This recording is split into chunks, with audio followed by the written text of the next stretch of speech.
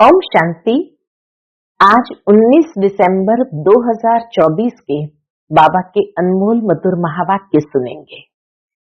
आज की मुरली में बाबा कहे, बच्चे तुम्हें बाप का परिचय हर एक आत्मा को देना है, क्योंकि उसी से उनका कल्याण होता है।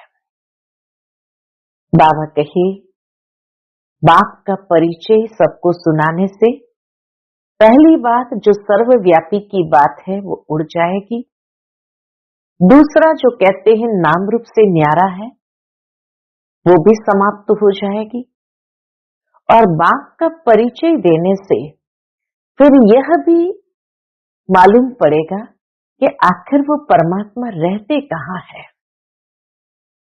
तो चांद सितारों से पार परम धाम का, शांति धाम का भी परिचय सबको देना है। बाबा कहे, जितना तुम दूसरों को बाप का परिचय देकर उनका कल्याण करेंगे तो उनकी आशीर्वाद भी स्वतः प्राप्त होती है। इसलिए बाबा सर्विसेबल बच्चों को विशेष याद करते हैं। हर एक ये महसूस करता है कि हम क्या थे और परम शिक्षक परमात्मा ने आकर हमें क्या से क्या बना दिया है। तो सुनते हैं आज के बाबा के अनमोल मधुर महावाक्य। ओम शांति। मीठे बच्चे, ये पुरुषोत्तम संगम युग ट्रांसफर होने का युग है। अभी तुम्हें कनिष्ठ से उत्तम पुरुष बनना है। आज की मुरली से प्रश्न है, बाप के साथ साथ किन बच्चों की भी महिमा गाई जाती है? उत्तर, जो टीचर बन बहुतों का कल्याण करने के निमित्त बनते हैं उनकी महिमा भी बाप के साथ साथ गाई जाती है। करन करावनहार बाबा बच्चों से अनेकों का कल्याण कराते हैं तो बच्चों की भी महिमा हो जाती है। कहते हैं, बाबा फलाने ने हमारे पर दया की, जो हम क्या से क्या बन गए। टीचर बनने बिगर आशीर्वाद मिल नहीं सकती है। इसलिए बाबा कहे, बाबा के हर बच्चों को टीचर भी बनकर बाप का परिचय सबको दे करके सबका कल्याण करना है। ओम शांति। रूहानी बाप रूहानी बच्चों से पूछते हैं, समझाते भी है फिर पूछते भी है। अब बाप को बच्चों ने जाना? पूछते बाबा, अब बाप को बच्चों ने जाना? भल कोई सर्वव्यापी भी कहते हैं, परंतु उनके पहले बाप को पहचानना तो चाहिए ना। सबसे पहले बाप को पहचाने तो सर्वव्यापी की बात बुद्धि से निकल जाए। पहले बाप को पहचानना तो चाहिए ना, बाप कौन है। पहचान कर फिर कहना चाहिए बाप का निवास स्थान कहाँ है। बाप को जानते ही नहीं तो उनके निवास स्थान का पता कैसे पड़े। कह देते वह तो नाम रूप से न्यारा है, या तो कहेंगे सर्वव्यापी है या तो कहेंगे नाम रूप से न्यारा है, गोया है ही नहीं। तो जो चीज है ही नहीं उनके रहने के स्थान का भी कैसे विचार किया जाए, उनके दिमाग में आएगा ही नहीं। ये अभी तुम बच्चे जानते हो, बाप ने पहले पहले तो अपनी पहचान दी है, फिर रहने का स्थान समझाया जाता है। बाप कहते हैं, मैं तुमको इस रथ द्वारा पहचान देने आया हूं। मैं तुम सबका बाप हूं, जिसको परम पिता कहा जाता है। आत्मा को भी कोई नहीं जानते हैं। बाप का नाम रूप देश काल नहीं है तो बच्चों का फिर कहां से आए। अगर बाप का ही नहीं है तो फिर बच्चों का भी कहां से आए। बाप ही नाम रूप से न्यारा है तो बच्चे फिर कहां से आए। बच्चे हैं तो जरूर बाप भी है। सिद्ध होता है वह नाम रूप से न्यारा नहीं है। बच्चों का भी नाम रूप है, बल कितना भी सूक्ष्म हो, आकाश सूक्ष्म है तो भी नाम तो है ना, आकाश। जैसे ये पोलार सूक्ष्म है, वैसे बाप भी बहुत सूक्ष्म है। बच्चे वर्णन करते हैं, वंडरफुल सितारा है। बाबा सूक्ष्म है लेकिन वंडरफुल सितारा है जो इनमें प्रवेश करते हैं, जिसको आत्मा कहते हैं। बाप तो रहते ही है परम धाम में, वह रहने का स्थान है। ऊपर नजर जाती है ना, ऊपर उंगली से इशारा कर याद करते हैं, तो जरूर जिसको याद करते हैं कोई वस्तु होगी। परम पिता परमात्मा कहते तो है ना, फिर भी नाम रूप से न्यारा कहना, इसे अज्ञान कहा जाता है। बाबा कहे, जब नाम रूप से न्यारा कहते माना ही अज्ञान है। बाप को जानना, इसे ज्ञान कहा जाता है। यह भी तुम समझते हो, हम पहले अज्ञानी थे, कुछ नहीं जानते थे। बाप को भी नहीं जानते थे, अपने को भी नहीं जानते थे। अब समझते हो हम आत्मा है, न कि शरीर। आत्मा को अविनाशी कहा जाता है, तो जरूर कोई चीज है ना। अविनाशी कोई नाम नहीं, अविनाशी अर्थात जो विनाश को नहीं पाती है, तो जरूर कोई वस्तु है। अविनाशी अर्थात जो विनाश को नहीं पाती, तो जरूर कोई वस्तु है। बच्चों को अच्छी रीति समझाया गया है। मीठे मीठे बच्चों, जिनको बच्चे बच्चे कहते हैं, वह आत्माएं अविनाशी है। यह आत्माओं का बाप परमपिता परमात्मा बैठ समझाते हैं। यह खेल एक ही बार होता है, जबकि बाप आकर बच्चों को अपना परिचय देते हैं।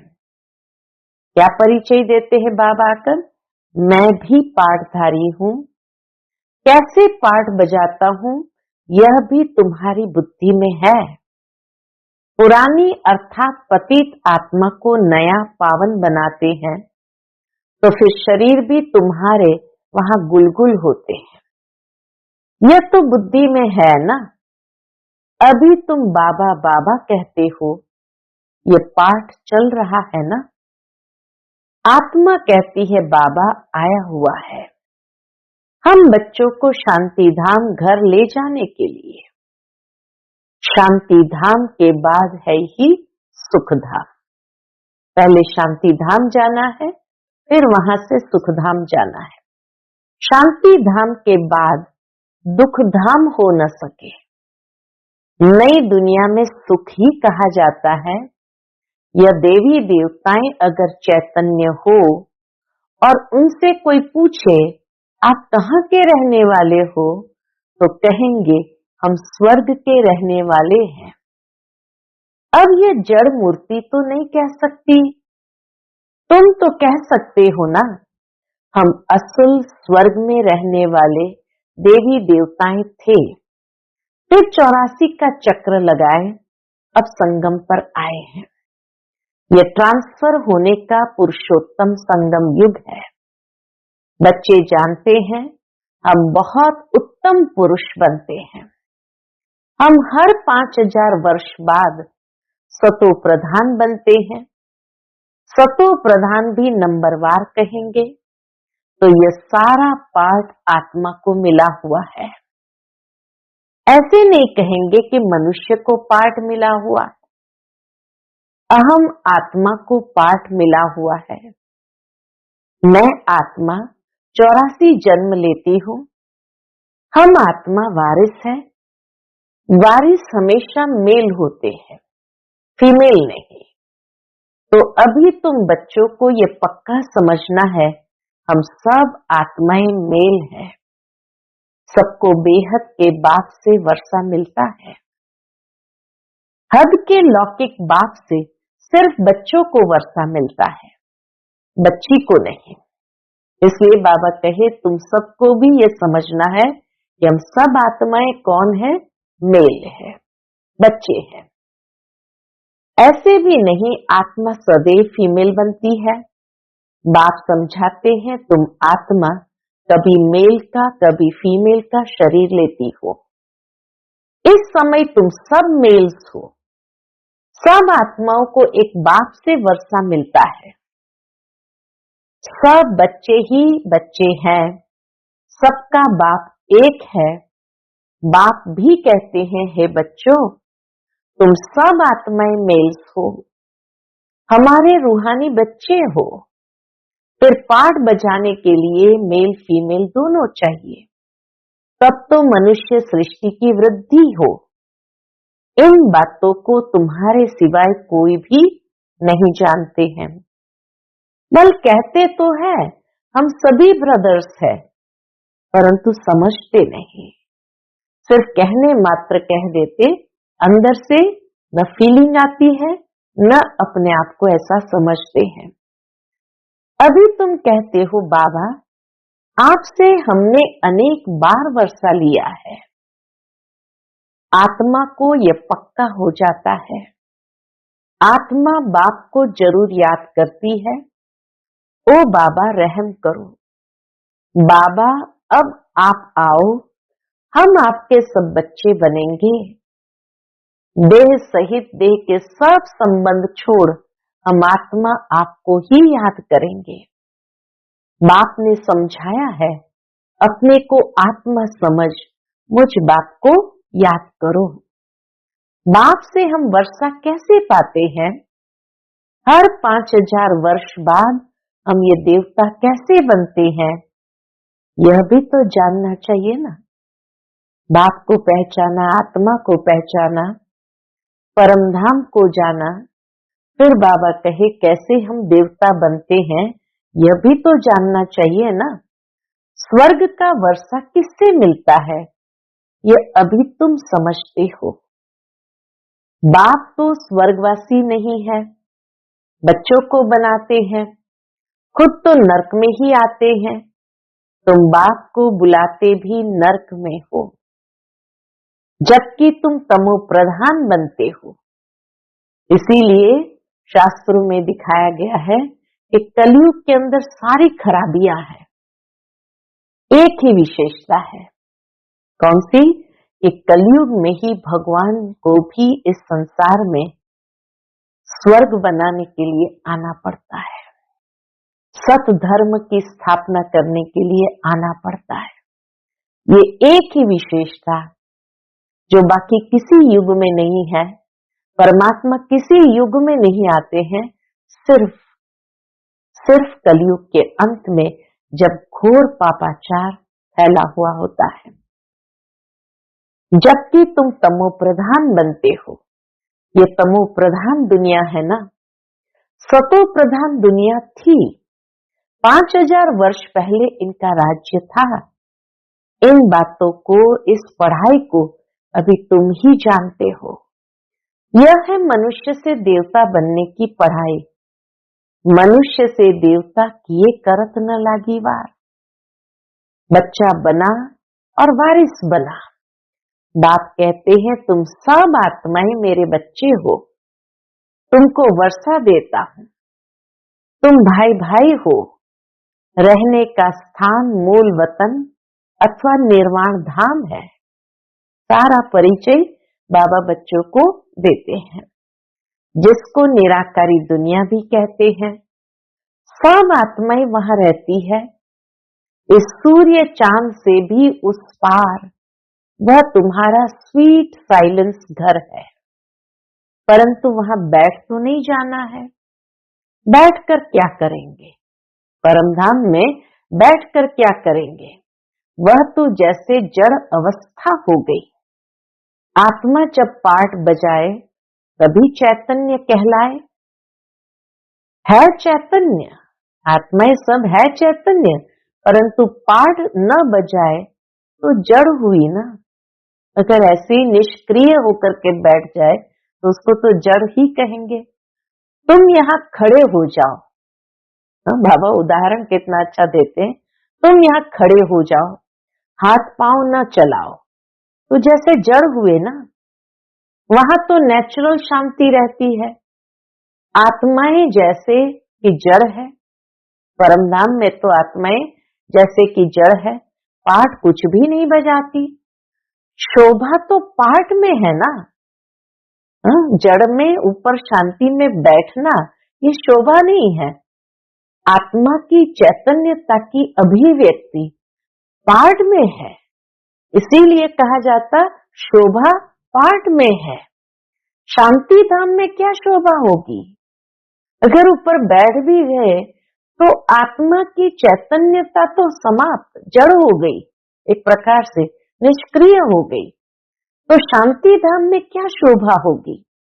आत्माएं सुख दुख की भासना से परे रहती है, कुछ पाठ ही नहीं बजाती, तो वहां रहने से क्या फायदा? पहले पहले सुख का पाठ बजाना है। हर एक को पहले से ही पाठ मिला हुआ है। कोई कहते हैं हमको तो मोक्ष चाहिए, हमको आना ही नहीं है यहाँ पाठ बजाने। बाबा कहे बुदबुदा पानी में मिल गया, बस आत्मा जैसे कि है नहीं। कुछ भी पाठ न बजावे तो जैसे जड़ कहेंगे। चैतन्य होते हुए जड़ होकर पड़ा रहे तो क्या फायदा? पाठ तो सबको बजाना ही है। मुख्य हीरो हीरोइन का पाठ कहा जाता है। तुम बच्चों को हीरो हीरोइन का टाइटल मिलता है। आत्मा यहाँ पाठ बजाती है, पहले सुख का राज्य करती है, फिर रावण के दुख के राज्य में जाती है। अब बाप कहते हैं तुम बच्चे सबको ये पैगाम दो, टीचर बन औरों को समझाओ। जो टीचर नहीं बनते उनका पद कम होगा।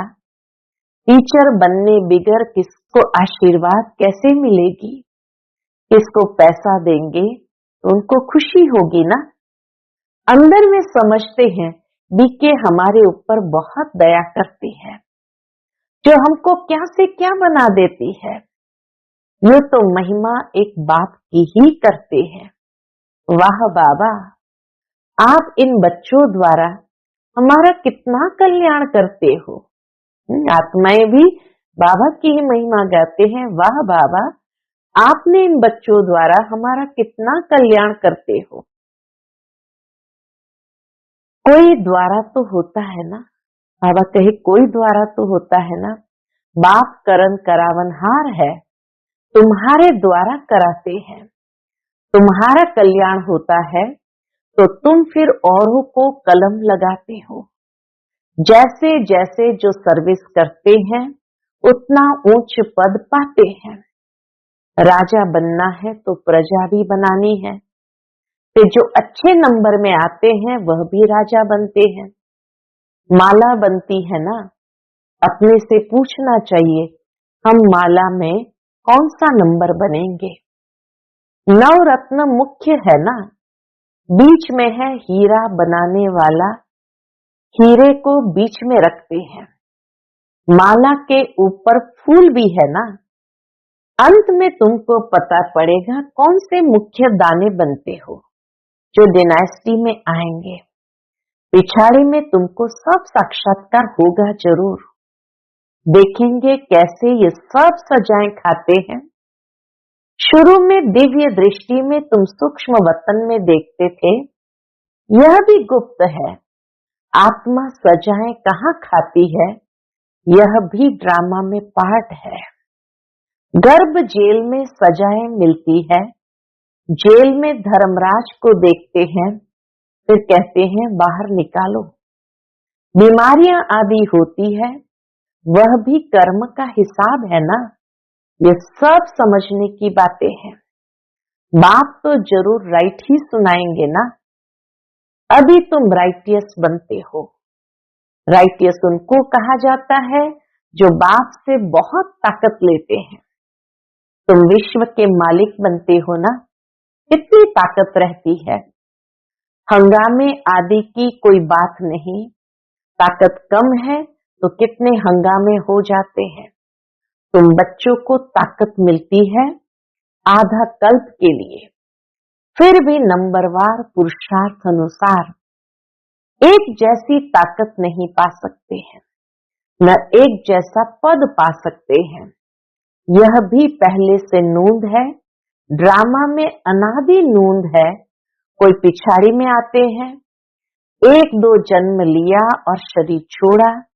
जैसे दिवाली पर मच्छर होते हैं, रात को जन्म लेते हैं, सुबह को मर जाते हैं।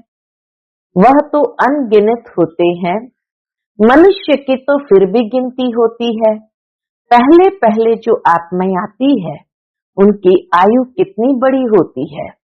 तुम बच्चों को खुशी होनी चाहिए, हम बहुत बड़ी आयु वाले बनेंगे। तुम फुल पार्ट बजाते हो, बाप तुमको ही समझाते हैं तुम कैसे फुल पार्ट बजाते हो। पढ़ाई अनुसार ऊपर से आते हो पाठ बजाने। तुम्हारी ये पढ़ाई है ही नई दुनिया के लिए। बाप कहते हैं अनेक बार तुमको पढ़ाता हूँ, ये पढ़ाई अविनाशी हो जाती है। आधा कल्प तुम प्रारब्ध पाते हो, उस विनाशी पढ़ाई से सुख भी अल्पकाल लिए मिलता है। अभी कोई बैरिस्टर बनता है, फिर कल्प बाद बैरिस्टर बनेगा, यह भी तुम जानते हो। जो भी सबका पाठ है, वही पाठ कल्प कल्प बचता रहेगा। देवता हो या शूद्र हो, हर एक का पाठ वही बचता है जो कल्प कल्प बचता है। उनमें कोई फर्क नहीं हो सकता। हर एक अपना पाठ बजाते रहते हैं। ये सारा बना बनाया खेल है। पूछते हैं पुरुषार्थ बड़ा या प्रारब्ध बड़ी? अब पुरुषार्थ बिगड़ तो प्रारब्ध मिलती नहीं। पुरुषार्थ से प्रारब्ध मिलती है ड्रामा अनुसार, तो सारा बोझ ड्रामा पर आ जाता है। पुरुषार्थ कोई करते हैं, कोई नहीं करते हैं। आते भी है, फिर भी पुरुषार्थ नहीं करते तो प्रारब्ध नहीं मिलती है। सारी दुनिया में जो भी एक्ट चलती है, सारा बना बनाया ड्रामा है। आत्मा में पहले से ही पार्ट नूंदा हुआ है, आदि से अंत तक। जैसे तुम्हारी आत्मा में 84 का पार्ट है, हीरा भी बनती है तो कौड़ी जैसे भी बनते हो। ये सब बातें तुम अभी सुनते हो। स्कूल में अगर कोई नापास हो पड़ता है तो कहेंगे ये बुद्धिहीन है। धारणा नहीं होती, इसको कहा जाता है वैरायटी झाड़, वैरायटी फीचर्स। ये वैरायटी झाड़ का नॉलेज बाप ही समझाते हैं, कल्प वृक्ष पर भी समझाते हैं। बड़ के झाड़ का मिसाल भी इस पर है, उनकी शाखाएं बहुत फैलती है। बच्चे समझते हैं हमारी आत्मा अविनाशी है, शरीर तो विनाश हो जाएगा। आत्मा ही धारणा करती है, आत्मा 84 जन्म लेती है, शरीर तो बदलते जाते हैं। आत्मा वही है, आत्मा ही भिन्न भिन्न शरीर लेकर पाठ बजाती है। ये नई बात है ना, तुम बच्चों को भी अभी ये समझ मिली है। कल्प पहले भी ऐसा समझा था। बाप आते भी है भारत में, तुम सबको पैगाम देते रहते हो। कोई भी ऐसा नहीं रहेगा जिसको पैगाम न मिले। पैगाम सुनना अभी सभी का हक है। बाबा कहे पैगाम सुनना सभी का हक है। फिर बाप से वर्षा भी लेंगे, कुछ तो सुनेंगे ना। फिर भी बाप के बच्चे हैं ना, हर एक के कान में आवाज तो जाएगी ही। बाप समझाते हैं मैं तुम आत्माओं का बाप हूँ। मेरे द्वारा इस रचना के आदि मध्यांत को जानने से तुम यह पद पाते हो, बाकी सब मुक्ति में चले जाते हैं। बाप तो सबकी सदगति करते हैं, गाते हैं अहो बाबा तेरी लीला। क्या लीला? कौन सी लीला है बाबा की? कैसी लीला? ये पुरानी दुनिया को बदलने की लीला, बाबा की ये पुरानी दुनिया को बदलने की लीला मालूम होना चाहिए ना। मनुष्य ही जानेंगे ना, बाप तुम बच्चों को ही आकर सब बातें समझाते हैं। बाप नॉलेजफुल है, तुमको भी नॉलेजफुल बनाते हैं, नंबरवार तुम बनते हो। स्कॉलरशिप लेने वाले नॉलेजफुल कहलाएंगे। बाबा आकर हम बच्चों को पढ़ाई पढ़ाकर स्कॉलरशिप दिलाते हैं तो नॉलेजफुल कहलाएंगे ना। अच्छा, मीठे मीठे सिकिलधे बच्चों प्रति माता पिता बाप दादा का याद प्यार और गुड मॉर्निंग। रूहानी बाप की रूहानी बच्चों को नमस्ते। हम सब रूहानी बच्चों की रूहानी माता पिता बाप दादा को याद प्यार गुड मॉर्निंग और नमस्ते नमस्ते। शुक्रिया बाबा, शुक्रिया। आज की मुरली से धारणा के लिए मुख्य सार है। पहली पॉइंट, सदा इसी स्मृति में रहना है कि हम आत्मा मेल है। हमें बाप से पूरा वर्षा लेना है। मनुष्य से देवता बनने की पढ़ाई पढ़नी और पढ़ानी है। दूसरी पॉइंट, सारी दुनिया में जो भी एक्ट चलती है ये सब बना बनाया ड्रामा है। इसमें पुरुषार्थ और प्रारब्ध दोनों की नोंद है। पुरुषार्थ के बिना प्रारब्ध नहीं मिल सकती। इस बात को अच्छी तरह समझना है। आज का बाप दादा का मधुर वरदान हम बच्चों के लिए है, कोई भी सेवा सच्चे मन से व लगन से करने वाले सच्चे रूहानी सेवाधारी भव। कोई भी सेवा सच्चे मन से व लगन से करने वाले सच्चे रूहानी सेवाधारी भव। सेवा कोई भी हो, लेकिन वह सच्चे मन से लगन से की जाए तो उसकी 100 मार्क्स मिलती है। सेवा में चिड़चिड़ापन न हो, सेवा काम उतारने के लिए न की जाए। आपकी सेवा है ही बिगड़ी को बनाना, सबको सुख देना, आत्माओं को योग्य और योगी बनाना, अपकारियों पर उपकार करना, समय पर हर एक को साथ व सहयोग देना। ऐसी सेवा करने वाले ही सच्चे रूहानी सेवाधारी है। आज का स्लोगन है, पवित्रता ही ब्राह्मण जीवन की नवीनता है। यही ज्ञान का फाउंडेशन है। पवित्रता ही ब्राह्मण जीवन की नवीनता है, यही ज्ञान का फाउंडेशन है। अच्छा, ओम शांति।